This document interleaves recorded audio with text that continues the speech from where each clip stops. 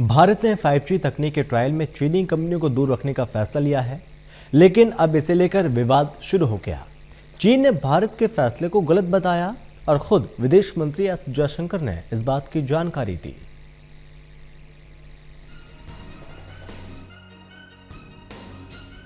भारत में 5G तकनीक के ट्रायल में चीनी दूरसंचार कंपनियों को ना शामिल करने के फैसले को चीन ने चिंतित करने वाला और खेदजनक बताया है।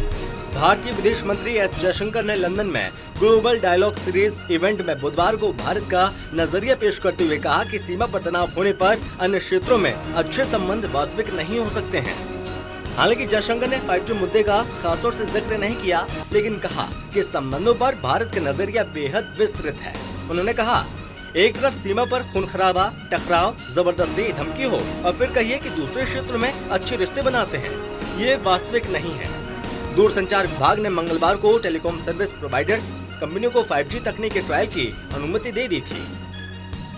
इसके साथ ही ख्वाबे और जेट जैसी चीनी कंपनियां भारत में 5G की रेस से बाहर हो गई थी। टेलीकॉम मंत्रालय के बयान के मुताबिक भारतीय एयरटेल लिमिटेड, रिलायंस जियो, वोडाफोन आइडिया लिमिटेड और MTNL TSP आवेदन करता है।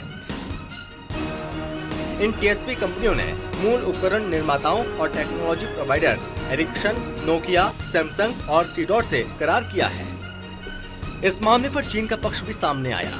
चीनी दूतावास ने बयान जारी किया और कहा, चिंता और खेद व्यक्त करते हैं कि भारत में भारतीय टेलीकॉम सर्विस प्रोवाइडर के साथ 5G ट्रायल में चीनी दूरसंचार कंपनियों को शामिल होने की अनुमति नहीं दी गई।